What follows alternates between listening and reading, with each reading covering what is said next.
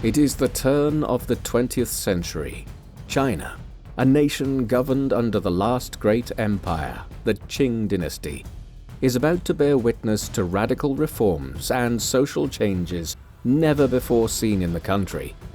The infamous Chinese Communist Party seizes power from the nationalist Kuomintang Party, establishing the People's Republic of China.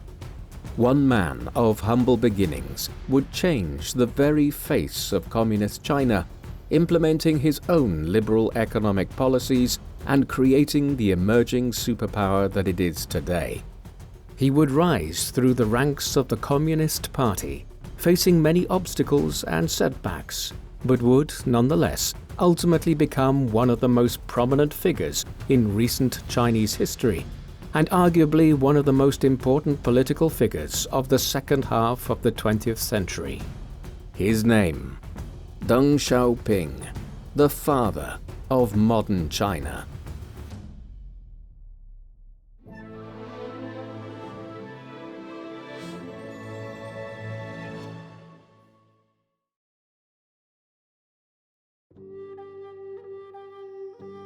The man known to history as Deng Xiaoping was born on the 22nd of August 1904 in Guang'an, in the province of Sichuan in southwestern China. He was a descendant of the Hakka people, a branch of the Han Chinese. His father was Deng Wenming, a landowner in rural Sichuan, who acted as the head of the Paifeng village, having been selected by the Chinese government to collect taxes and report on issues such as crime in the region.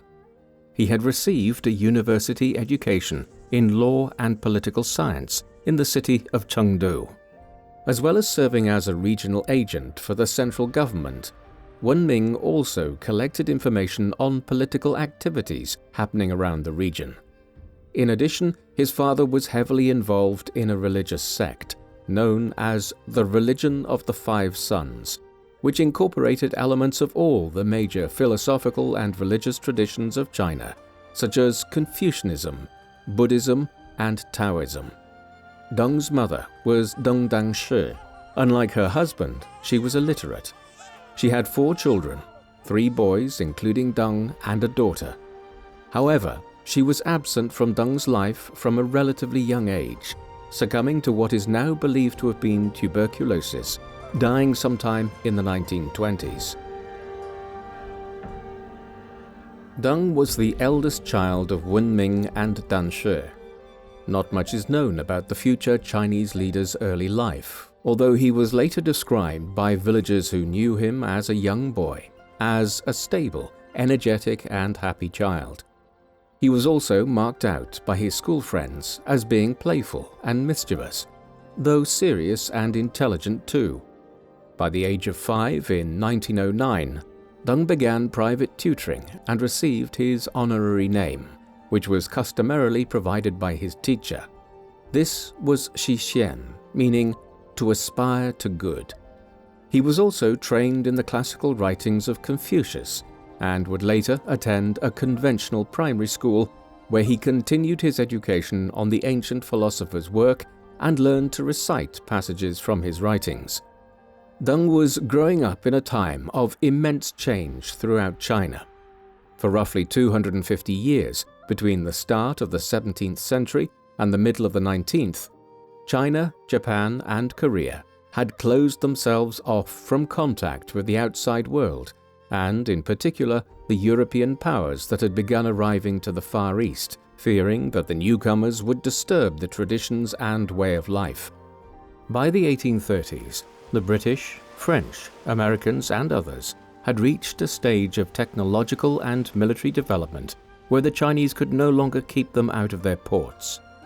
The introduction of Western ideas on the back of the Opium Wars launched by the British caused immense disruption in China. The second half of the 19th century saw a gradual decline in the imperial system, overseen by the Qing dynasty. Yet, despite efforts to modernize, only political instability ensued. The imperial government finally collapsed in 1911, following which a Chinese republic was established. However, Even then, a period of further unrest followed, in which traditional Chinese warlords ruled various parts of the country, while new progressive movements like the Kuomintang or nationalists and the communists began to emerge amongst the more educated middle classes of China's many great cities. These forces of modernization and instability formed the background against which Deng's life played out. Deng's life was being shaped by the forces of modernization from an early point. In 1915, when Deng was 11 years old, he attended a boarding school in Guang'an before moving on to middle school in the same district in 1919 at the age of 14, this time focusing his studies on science, mathematics and geography. Then, in the fall of 1919, when Ming enrolled both Deng and his youngest son, Xiaoping, in the diligent work, frugal study program, whereby Chinese students were sent to France, halfway around the world, to study and learn modern Western ideas. It is inconceivable that such an educational move could have been considered for the sons of a middle-class Chinese politician from the provinces just a half-century earlier. The reason that Wen Ming chose France for his son's education was that in China, France was deemed a bastion for political and economic learning, while also being free of much of the political baggage of British involvement in China. Deng was unable to obtain a full scholarship due to poor grades, and he also struggled with learning French, but he did pass exams which allowed him to attend school in France. Moreover, as his father was a strong believer in the future success of his own nation, he instilled in Deng values concerning the betterment of Chinese society. Deng set sail from Shanghai on the 11th of September 1920, arriving in the port city of Marseille on the 19th of October. Upon arriving in France, he and his fellow students met with representatives of the Sino-Franco Society of Education, who escorted the students to Paris. From there, Deng was sent to the town of Bayeux in Normandy to study at a secondary school. While in school in France, the young Deng complained of discriminatory treatment towards his fellow Chinese nationals, who, according to him, were treated like children, were taught at an inferior level, and were sent to bed early. Many Chinese students also found themselves without proper food or amenities, and were forced into paid work during the economic recovery of France following the First World War. Deng managed comparatively well, using the resources his father had accrued by selling off his land to fund his son's education. Nevertheless, despite being in a relatively better position than his fellow students, 16-year-old Deng began working part-time for the Schneider & Company Iron and Steel Complex, which was situated between the cities of Paris and Lyon. As Deng was unsettled by the working conditions here, he decided to return to Paris after only 3 weeks of work to find employment. In the French capital, he moved into a Chinese neighborhood in the suburbs called La Garenne-Colombe. Whilst there, he survived on little funding and only communicated with his own community, as he knew very little French. Although Deng had attended school in France to learn about modern technology and science, his real interest lay in political demonstrations and movements. On the 21st of January 1921, Chinese nationals attended rallies at the Chinese embassy in France to demand better living and working conditions.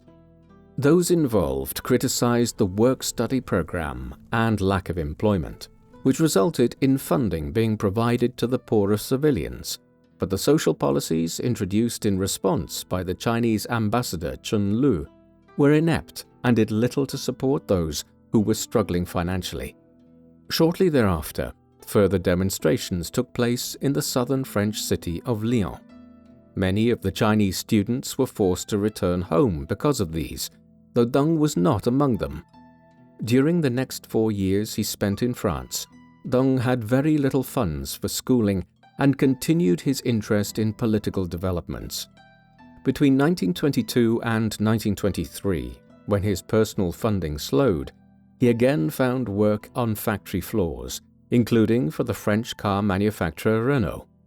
Despite enjoying the lifestyle in France, attending football matches and sampling the local cuisine, he later claimed the first 2 years he spent in France were the most valuable, teaching him about the uncertainties surrounding the capitalist economic system favored by Western nations. Many of the Chinese students remaining in France in the early to mid-1920s became influenced by Marxist and Leninist ideologies. This was an era when radical socialist movements were becoming more and more prominent across Europe in the aftermath of the success of the Russian Revolution of 1917. This prompted Deng to begin attending political meetings from 1923 until 1926. In 1924, he formed a close relationship with Zhou Enlai, who was responsible for covert publications released by the Communist Youth League, releasing their journal under the name The Red Lights. Deng became a fully fledged member of the organization later that year and was responsible for writing his own newsletters. He subsequently became editor of the journal and continued to move up the ranks of the newspaper while senior colleagues returned to China. This did not go unnoticed, and soon he was being observed by the police in France. Eventually, the French authorities raided his home in January 1926, but Deng had learned that the raid was imminent and made plans to flee from France, heading across Europe by train via Berlin to Moscow, the capital of the Soviet Union. In the Russian capital, under communist patronage, Deng began studying at the Soviet Union's Eastern University, primarily focusing his studies on communist theory. He soon went on to become a member of the Chinese Communist Party and was increasingly a committed Marxist. After studying at the Eastern University for a few months, Deng moved to the Sun Yat-sen University of Moscow, which was established in 1925 and named after Sun Yat-sen, a leading Chinese nationalist who had become affiliated with the Soviet Union in the first half of the 1920s. He founded the Kuomintang and the nationalist movement back in China, which ironically, after his own time, would end up involved in a civil war with the Chinese communists. At the Sun Yat-sen University, Deng continued his education in communist principles and about the broader history of China. It was also here that he was taught the Russian language, whilst also being introduced to Russian military strategies that had evolved during the First World War and the Russian Civil War that followed. He also learned that following the Opium Wars of the 19th century and China's decline as a power, many people placed responsibility on the failure of China to modernize industrially.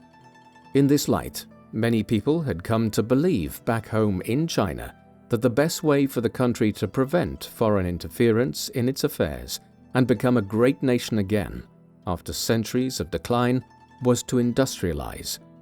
Deng became convinced through his studies that the development of a communist state would be the best way to achieve this goal. Meanwhile, events in China had become tumultuous in the years that Deng was studying in Europe. In December 1915, one of the warlords, Yuan Shikai, had attempted to reconstitute the imperial system with himself as Emperor of China. This proved abortive, and by the late spring of 1916, the Republic had been re-established. The chaos continued for years thereafter, with Sun Yat-sen playing a major role in the country's politics through the late 1910s. By 1919, his nationalist party, the Kuomintang, had become the most dominant force in southern China.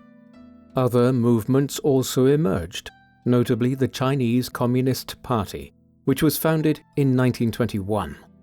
At this early date, the nationalists and the communists had much in common.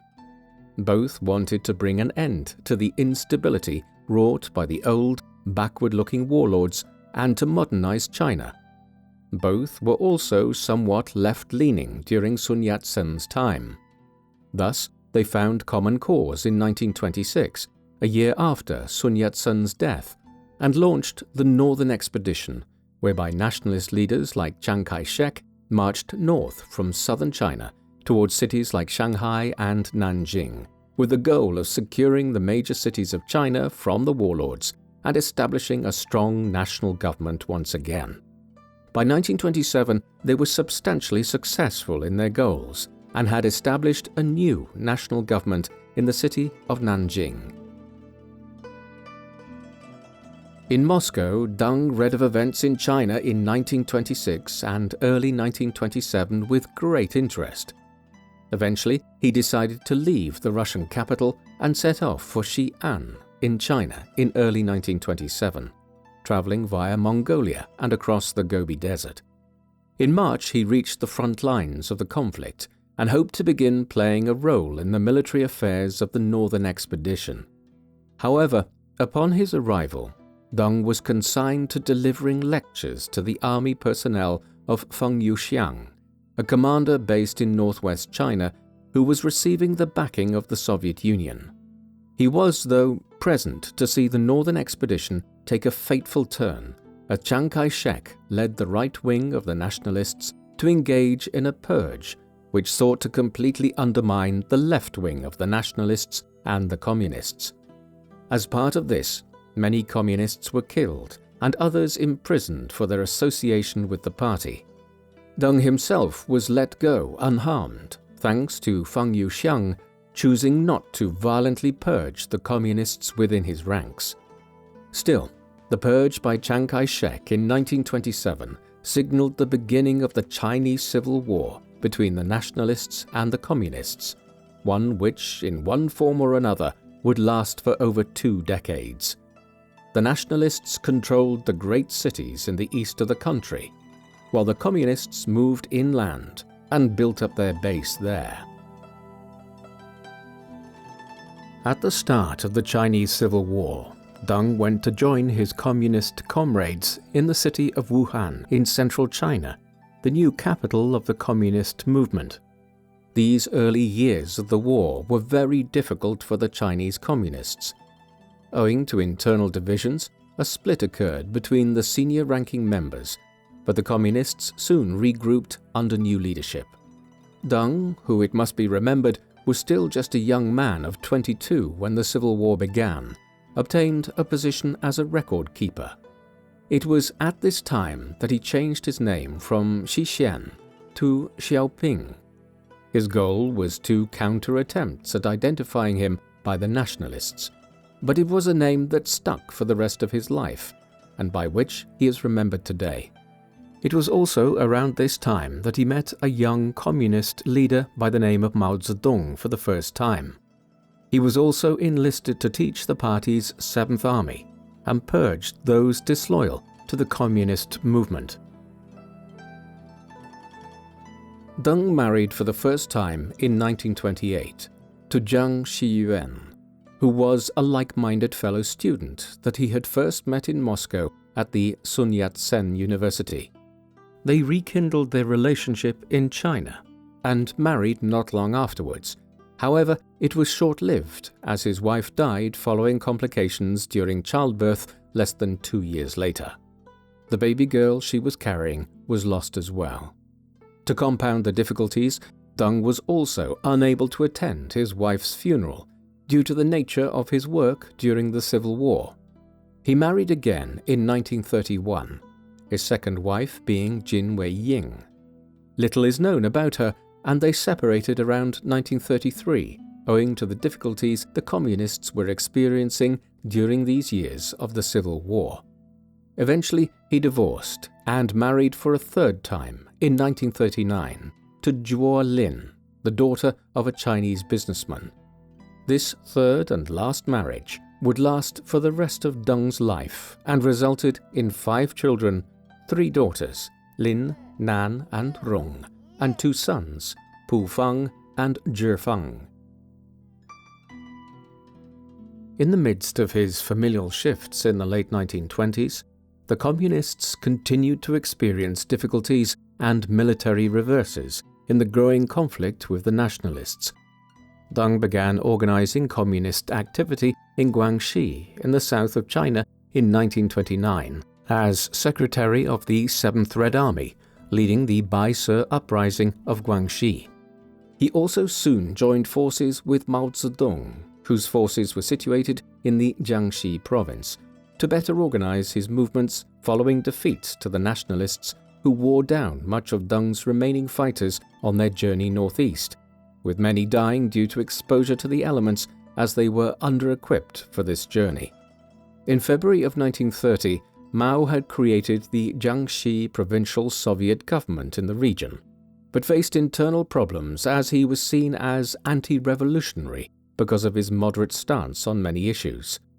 Despite an attempted overthrow on the 7th of November 1931, Mao announced the creation of a Chinese Soviet Republic in the region he controlled in Jiangxi, though his power was diminished when control of the Red Army was given to Chinese diplomat and future head of the Chinese government, Zhou Enlai. Hence, as prominent as Mao was becoming at this juncture, he was far from the absolute leader of the Chinese Communists.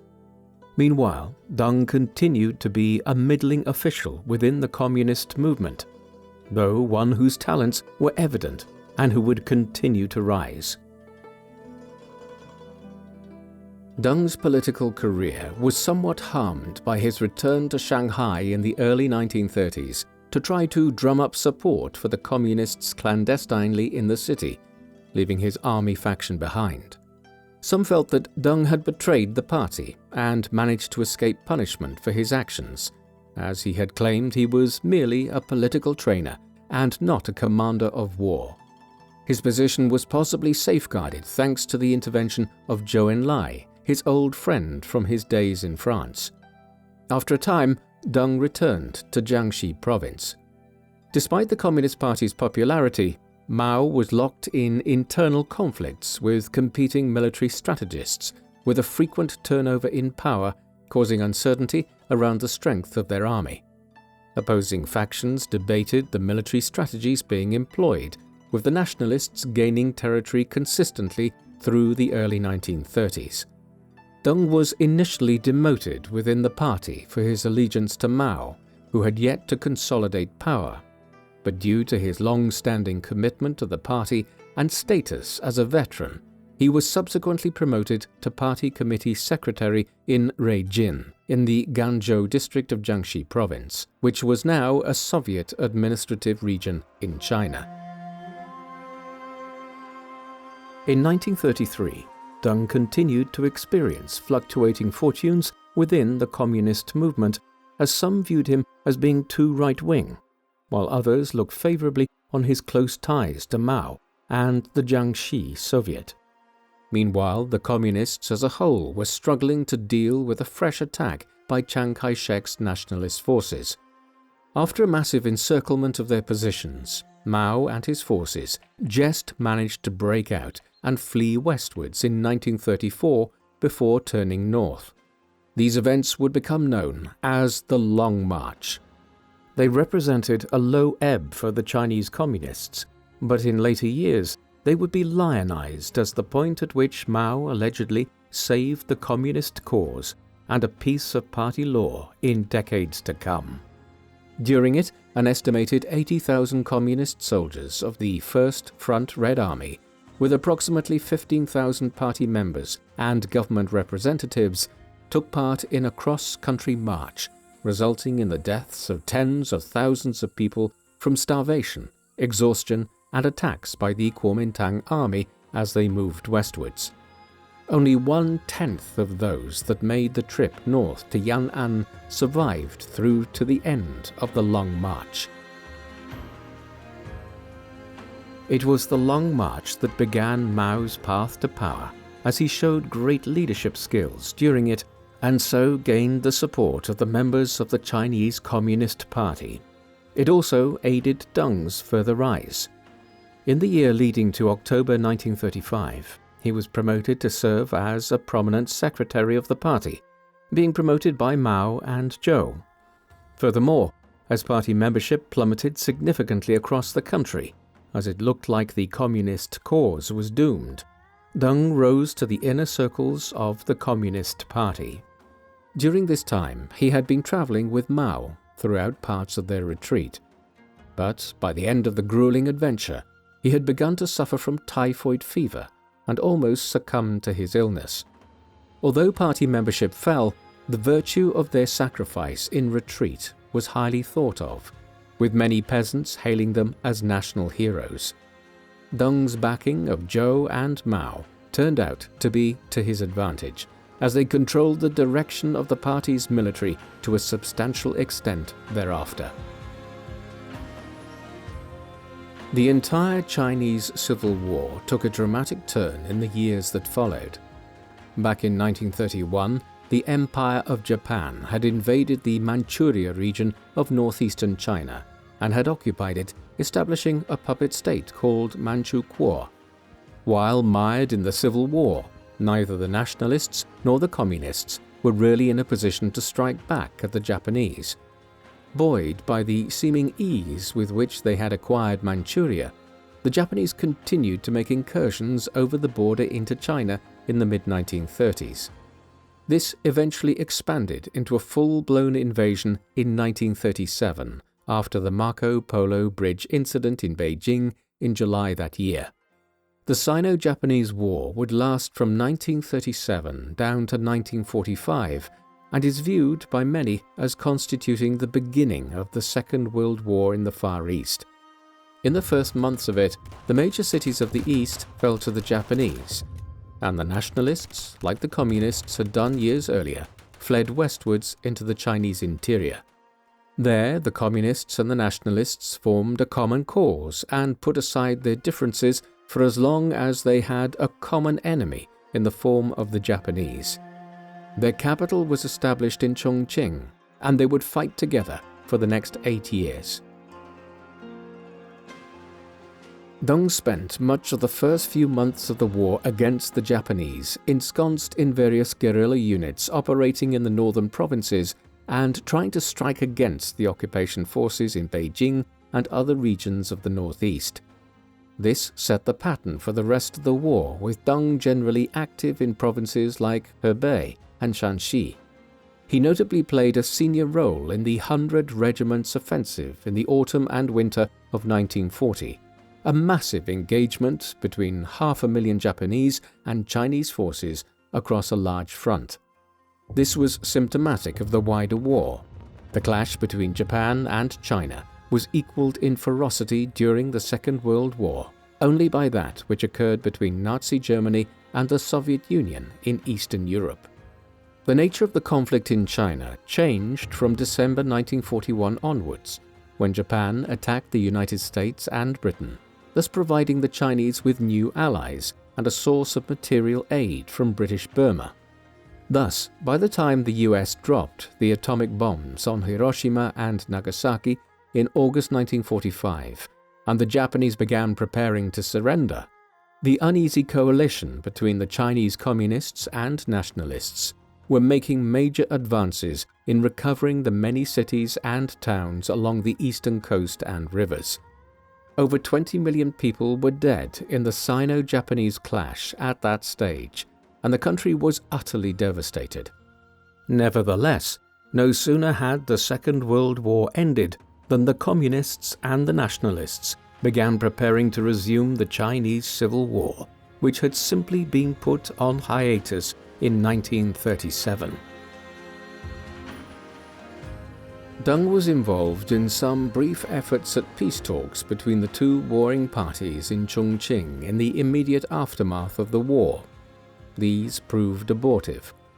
Chiang Kai-shek and the nationalists were unwilling to compromise too much, arguing that they had the upper hand before the Japanese invasion. This was true, but the communists were in a much stronger position coming out of the war, having obtained the support of a large cross-section of the Chinese population for their spirited war effort against the Japanese, whereas the nationalists left the conflict in 1945 with a reputation for inaction and appalling corruption, having embezzled a huge proportion of the financial aid the United States had sent to China to aid in the fight against the Japanese. Fighting soon resumed. In this, Deng played a key role as both a military commander and especially as an organizer and propaganda official tied to the Second Field Army.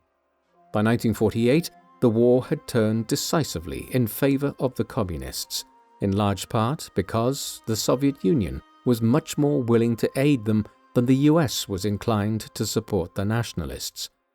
In the final year of the conflict, Chiang Kai-shek organized a tactical withdrawal to the island of Hainan in southern China and then to Taiwan.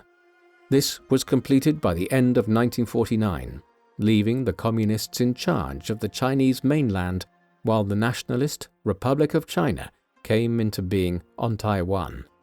Theoretically, the Chinese Civil War never really ended, but to all intents and purposes, it ended in victory for the Chinese Communists in 1949, with a mopping-up operation to take Hainan in 1950. Towards the end of the Civil War, Deng was still playing a role in the Second Field Army, which controlled Yunnan, Sichuan, Xikang, Guizhou, and Tibet to the southwest of the country. As the conflict ended in communist victory, he oversaw a process whereby many intellectuals and students in these territories were forced into re-education camps. This was part of Mao's intellectual rectification program. The communist takeover of 1949 saw the end of the Republic of China. The state would now undergo the transition to a Chinese brand of communism that would become known as Maoism.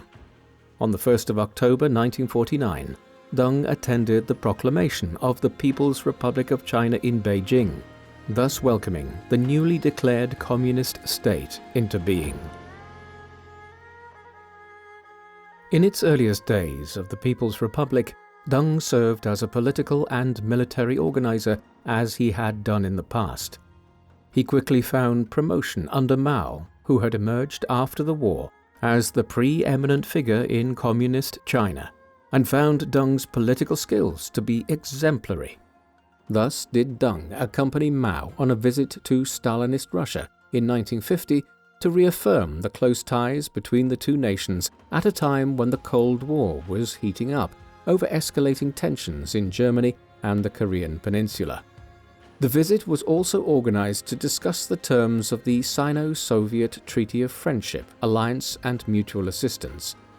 Much of the agreements included in this surrounded the recognition of the People's Republic of China by the Soviet Union, while matters such as infrastructural development of the Chinese Eastern Railway, and Soviet access to the ports of Dalian and Lushun were touched on too. These talks also secured Soviet financing for the redevelopment of China's economy after decades of war and instability. In the aftermath of the successful negotiation of the Sino-Soviet Treaty, Deng was promoted to vice premier in 1952 and held a growing number of important positions within the government, such as deputy chair of the Committee on Finance and later Minister of Finance, including a post as the director of the Office of Communications. In 1953, the increasingly powerful Mao Zedong introduced the first five-year plan in emulation of the Soviet five-year plans that had commenced back in the late 1920s and which had transformed the Russian economy. Through these, Mao aimed for China to rapidly industrialize, furthering the country's transition into socialism. A key component of this was the collectivization of agricultural land into giant state-run farms that would then be run more efficiently, freeing up labor to work in the new factories in the cities. This would also aid in removing large estates from the hands of wealthy landowners and break down the capitalist nature of Chinese society. Following this, the intention was to reorganize industry and commerce at a later stage.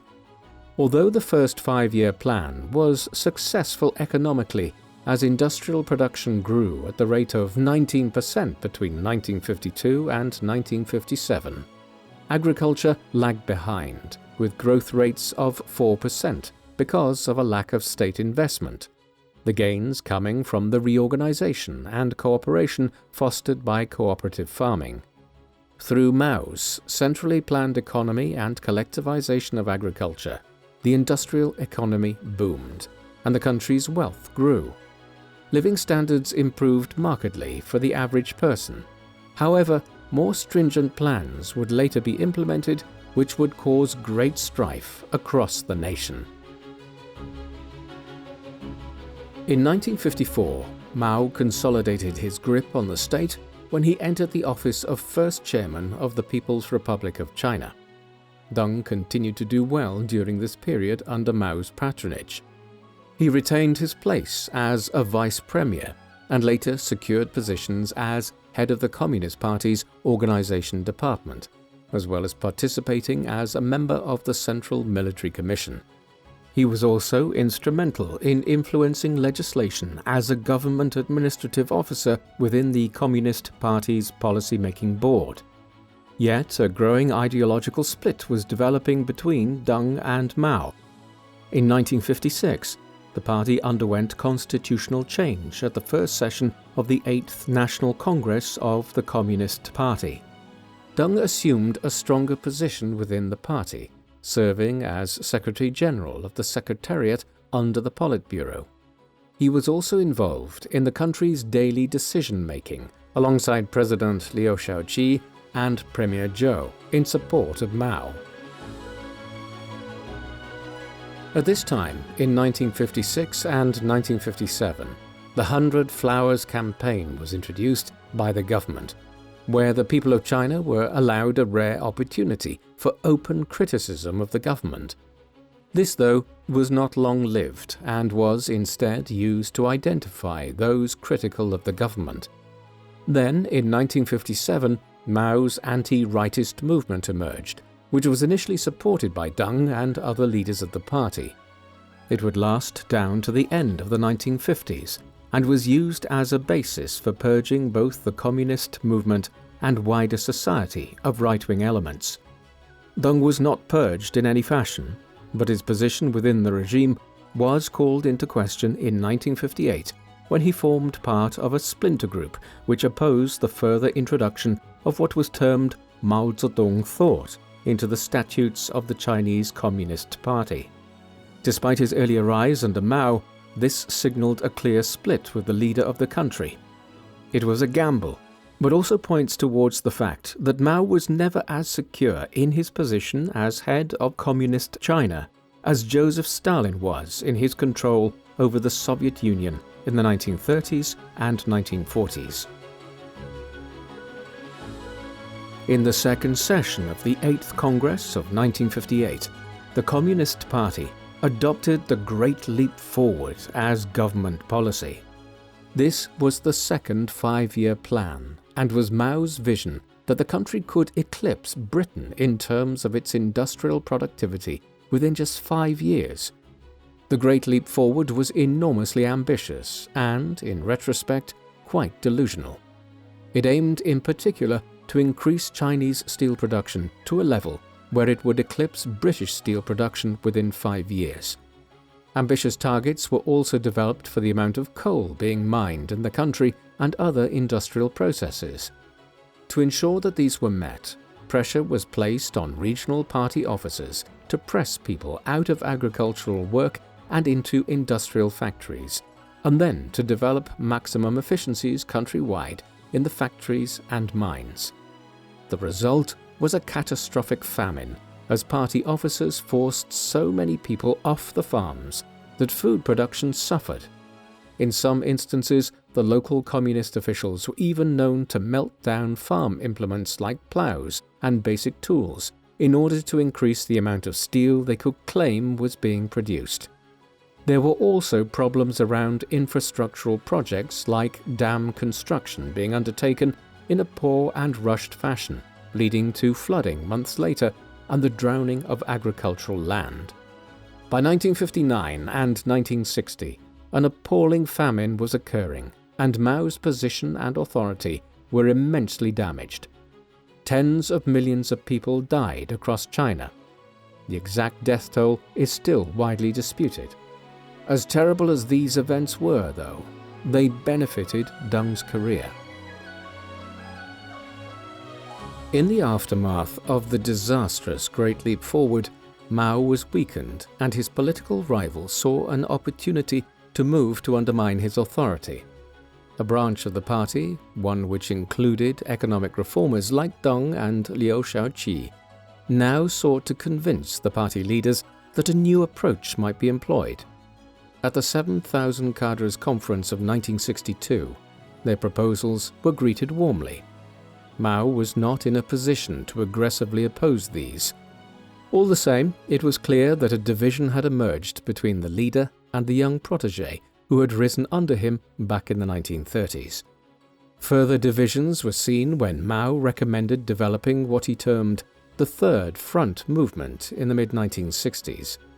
By this, he meant that China needed to become more industrially and militarily independent from the Soviet Union in the context of the Cold War, owing to the growing rift between Moscow and Beijing since the mid-1950s and the death of Stalin. Deng openly opposed Mao's approach and argued against expensive investment in an enlarged military. In response to the weakening of his position as a paramount leader of China during the Great Leap Forward, Mao launched the Cultural Revolution in 1966. This was designed as a movement to purify the culture of China through a species of constant revolution, whereby counter-revolutionaries and any unreformed capitalists and bourgeois elements would be rooted out. In reality, it was an effort by Mao to galvanize his own support base and reclaim full control of the state. It quickly spun out of control as gangs of younger Chinese secondary school and university students formed into violent Red Guards who terrorized their own teachers and parents for not being ideologically fervent enough. In time, the government had to resort to programs whereby the Red Guards were sent to the countryside from the cities to try to reform their ideological fervor. Between 1 and 2 million people would be killed in atrocities across China over the next decade as the Cultural Revolution went on and on. The attacks included vendettas against a great many senior Communist Party figures. Amongst these were Deng and his close ally Liu Shaoqi, both of whom were accused of being unreformed bourgeois right-wingers on account of their earlier stated views on economic policy. Owing to all of this, Deng would spend the late 1960s and much of the early 1970s on the periphery of Chinese politics, though eventually in 1973, under the patronage of his old ally Zhou Enlai, he was restored to the party hierarchy in Beijing and acquired new positions of authority. In February 1972, Richard Nixon visited China as the first post-communist-era president of the United States to do so. Since 1949, the US had largely acknowledged the Republic of China on the island of Taiwan as the legitimate government of China. But with the passage of more than 2 decades, the US was anxious to develop economic relations with mainland China. Nixon's administration also perceived that China had a role to play in bringing the Vietnam War to an end in a way which saved American face as much as possible, as it was a war which it was currently losing but was still fighting. The state visit began the process of normalization of US-China relations, and eventually in 1979, the administration of President Jimmy Carter would acknowledge the People's Republic of China. Deng played a major role in this process, both as a more junior figure within the communist regime in the early to mid-1970s and after he became the leader of China in the late 1970s. This was a vitally important episode in modern history, as it paved the way for China's economic miracle by opening the US market to the goods China was beginning to produce in ever greater quantities. This aside, Deng's character was not always popular amongst senior American politicians, with some, such as Henry Kissinger, labeling him a, quote, nasty little man, a view shared by many people in the Nixon administration and beyond.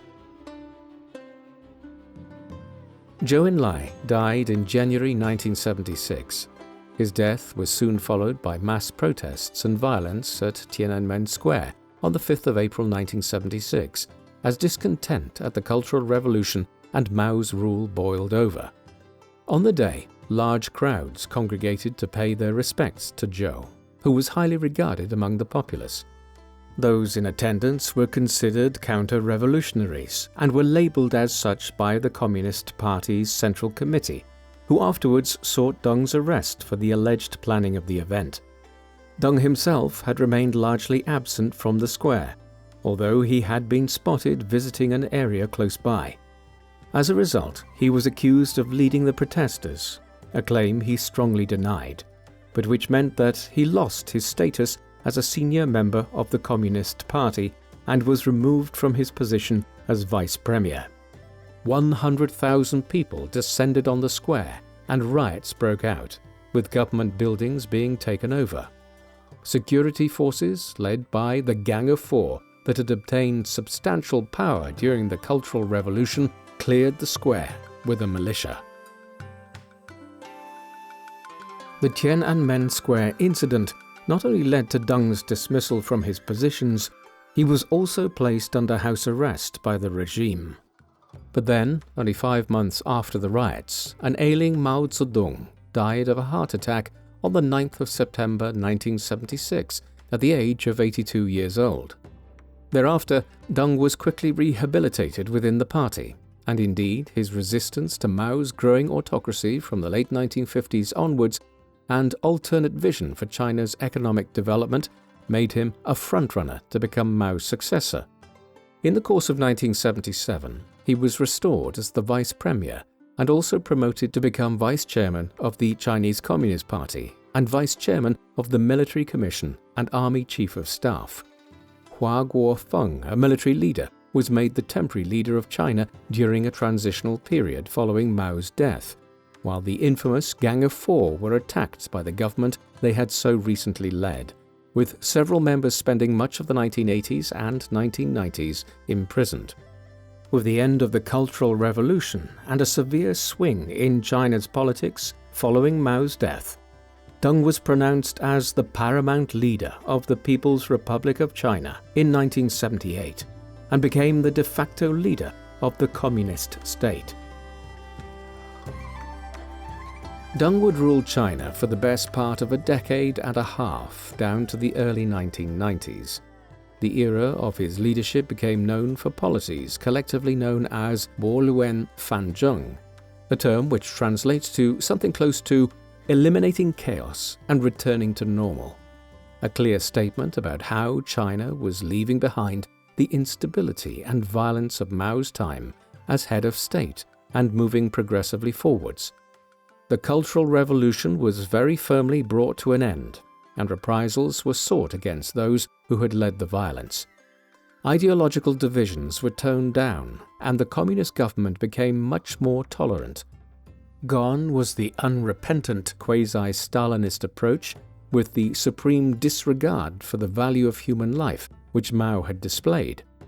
In its place was a new government of stability, harmony and progress, which Deng, a much more tranquil and stable character than Mao, would oversee without fanfare or excessive efforts to promote himself as absolute leader of China.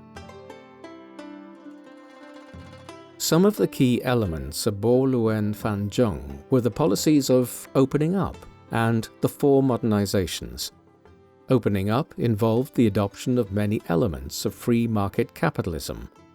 Much of the Chinese economy would continue to be run along communist lines, with large proportions of it controlled by the government and owned collectively. But in reality, China began to adopt much of the Western capitalist approach from an economic perspective from 1978 onwards. This included purchasing goods from more countries than it previously had, many of them US-aligned Western countries.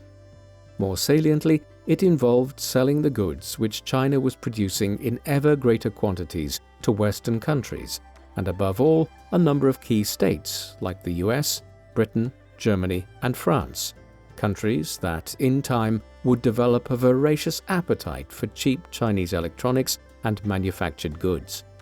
The Four Modernizations was a term for the more wide-ranging reform of Chinese society to facilitate this broader economic development. For instance, the Chinese education system changed completely under Deng in the course of the 1980s to emphasize training people to better the economy rather than placing emphasis on churning out ideological communists. Many of these were ideas that had been championed for years by figures like Zhou Enlai, but it was under Deng they had become state policy. All of these reforms led to the beginning of the Chinese economic miracle. Starting in the late 1970s, Chinese economic policy was reorientated towards being export-driven and producing goods which would find a large foreign market. In the late 1970s and for much of the 1980s, the products involved were very different to what China is known for today. Much of its trade balance sheet in the Deng years involved very basic manufactured goods and products made from agricultural products and basic industry. Then, as the Chinese economy quickly developed and the educational reforms began to have an impact, there was a shift towards more complex goods. Much of this echoed the model previously used in Japan, South Korea, and Taiwan, as China moved towards the production of small electronic goods, automobiles, and the like. The next stages would occur after Deng's time, as China has moved towards establishing its own major corporate entities that have challenged US companies in the spheres of computing and much else besides. The government did an awful lot in China in the late 1970s and throughout the 1980s to encourage this economic shift. For instance, special economic zones were created in cities like Shenzhen and Shanghai. The result was that China experienced average GDP growth rates of about 8 or 9% annually through the 1980s, 1990s, and 2000s, sometimes peaking at 15%. Admittedly, there had been years of phenomenal growth in China under Mao, but there was no stability to this, with years of nearly 20% growth followed by economic crashes that then lasted 2 or 3 years. The Deng years brought much greater stability.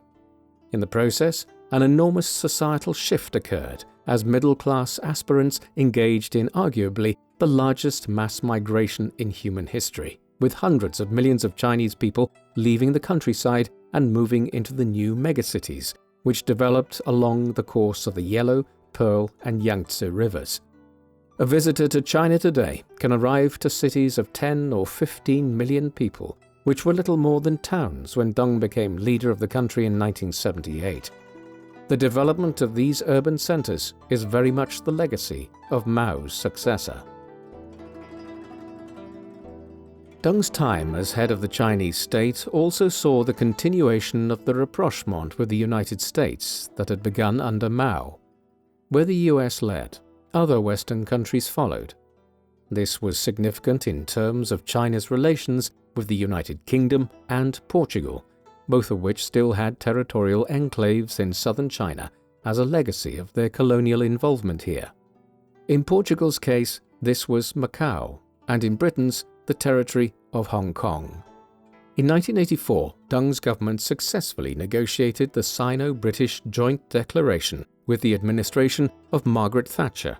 Under the terms of this, provisions were made for Britain to hand Hong Kong back to China in 1997, but following the principle of one country, two systems, whereby Hong Kong would become part of China while retaining its democratic system in a form of self-government. 3 years later, a separate agreement was reached with Portugal for a similar handover of Macau in 1999. In large part because of the negotiation of the Sino-British Joint Declaration, and also owing to the phenomenal economic growth the country was experiencing, peaking at over 15% GDP growth in 1984, Deng was named Time Person of the Year in 1985. He had previously been named Person of the Year in 1978, joining a very short list of individuals such as Joseph Stalin, Franklin Delano Roosevelt, Winston Churchill, and Ronald Reagan, who had been named as the Person of the Year on 2 separate occasions. No assessment of Deng's time as leader of the People's Republic can overlook the fact that China's controversial one-child policy was initiated in 1979, a year into Deng's tenure. By the end of the 1970s, the country's population had nearly 1 billion people. It had been growing at an enormous rate in the aftermath of the drop caused by the disastrous Great Leap Forward 20 years earlier. In 1962, the population had been around 665 million people. It grew to 815 million or so by 1970, and was continuing to expand year on year by an average of nearly 20 million. By 1979, government demographers and planners felt that intervention was necessary to prevent the population exceeding 1.5 billion before the end of the 20th century, and so the one-child policy was introduced. Through this, it was, in theory, established that each couple should only have 1 child each. However, so many stipulations were placed on it in the years that followed, that in theory less than half the population actually had the one-child policy imposed on them, while a policy of this kind can only ever be applied in practice to a limited extent. For instance, fines were imposed on families that exceeded the one-child limit, but some families were simply affluent enough that they accepted the fine and had a 2nd or 3rd child. The policy was successful over time in terms of its stated aim. Population growth slowed in the 1980s, then further in the 1990s, and very much so in the 2000s. The problem is that it caused many social problems in terms of implementation, as well as sociological issues in the long term. Moreover, today, nearly a half-century later, China is facing a demographic crisis caused by a rapidly aging population and overall population decline in the decades to come. This will forever be one of the more controversial elements of Deng's time as leader of China. Of course, there was another, even more controversial chapter in his time as head of the Chinese Communist regime. In mid-April 1989, mass protests began at Tiananmen Square in Beijing following the death of Hu Yaobang, a leading reformer within the Chinese Communist Party. The protesters were aware of wider movements in Europe to reform the communist governments of countries like the Soviet Union, Poland, and East Germany. The unrest was also the outcome of a society which, for better or worse, had experienced immense changes in the decade since Deng took over, whether it was the introduction of the one-child policy or the opening up of the economy. Negotiations between the protesters and the government had been underway, but the unrest had spread across China, inspiring protests in other cities.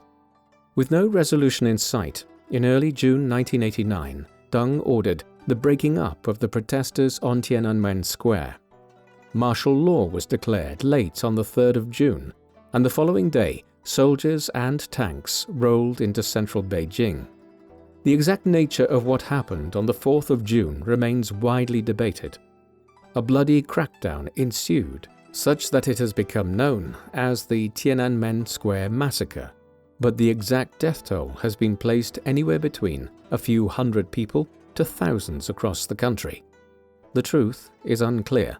What is evident is that the crackdown in 1989 presaged the Chinese Communist Party's iron grip on power down to the present day and the reluctance of the state to introduce any kind of liberal reforms in response to public protest. It would also be one of Deng's last acts as the head of the government. Late in 1989, at 85 years of age, he stepped down from his position as chairman of the Central Military Commission, a move which indicated his intention to start handing over power to his successors, Jiang Zemin and Hu Jintao. Deng had stepped down from his position as chairman of the Central Military Commission in 1989. This, along with the damage to his authority which had occurred as a result of the Tiananmen Square protests, had weakened not just his position, but also the reform program which he had launched a decade earlier. Many people within the communist hierarchy believed that China was liberalizing too swiftly and was moving completely away from the roots of the Chinese Communist Revolution, a view which was compounded when attempted reforms of the Soviet Union by Mikhail Gorbachev in the 1980s inadvertently caused the collapse of the communist governments there and elsewhere in Eastern and Central Europe between 1989 and 1991. In order to prevent the same occurring in China, the reforms were rolled back in many respects in 1990 and 1991. It was this which led Deng to undertake his famous Southern Tour over the space of 5 weeks from mid-January 1992 into late February. Visiting many cities and economic centers in cities like Shanghai and Shenzhen, Deng reaffirmed that modernization and opening up were the way forward for China. He managed to win over sufficient support that it re-galvanized the Communist Party's belief in the program he had started. The Southern Tour was a vital moment in ensuring the continuation of the modernizing program and the economic miracle. In the years that followed, Deng continued to be in partial retirement, with Jiang Zemin and Hu Jintao theoretically controlling the Communist Party and the state. However, it is widely understood that Deng was a kind of emeritus ruler of China for much of the 1990s, insofar as his policies continued to be adhered to after the Southern Tour, and he was always consulted by Jintao and others in an unofficial capacity on major policy matters. Yet, he was also an old man by the mid-1990s, and his health was declining. In 1995, it was confirmed he was suffering from Parkinson's disease, and his movements were increasingly restricted. He died on the 19th of February 1997 at 92 years of age from a combination of illnesses, including a severe lung infection. Several weeks of national mourning and commemoration followed for one of modern China's most significant leaders. The Chinese economic miracle continued, and in fact only accelerated into the 2000s. Owing to the reforms he set in place, China is the world's second largest economy and is predicted to become the largest at some point in the mid-2030s. Deng Xiaoping was an understated figure. He lived most of his life in the shadow of figures like Mao Zedong and Zhou Enlai between the 1940s and the 1970s, and even when he did rise to become the leader of the People's Republic of China, he was content not to broadcast his rise to become the paramount leader too overtly, certainly not in the same way which Mao did. Furthermore, he was unusual amongst the modern leaders of China in that he partially retired and stepped down from frontline politics in the early 1990s, once he believed his work was largely done. But this lack of fanfare should not lead us to view Deng as a more minor ruler of China. Deng Xiaoping was the architect of modern China. He moved the country away from the Maoist version of communism and developed a more market-orientated economy, one which blended elements of communism and capitalism. He also continued to repair relations with the United States and opened up China's economy to the world. In doing so, he was the architect of the Chinese economic miracle of the period between the 1980s and 2000s. Modern China owes much more to Deng Xiaoping's legacy than that of Mao Zedong. Indeed, when the history of the 21st century is written, although he died in 1997, many will note that in setting China on the path to becoming a superpower to rival the United States, Deng substantially shaped the century that followed his own time. What do you think of Deng Xiaoping? Was he the great hero of China's modern economic and political reform, the individual who brought about the Chinese economic miracle, or was he an unreformed communist strongman who should be viewed more in the light of the Tiananmen Square massacre of 1989? Please let us know in the comment section, and in the meantime, thank you very much for watching.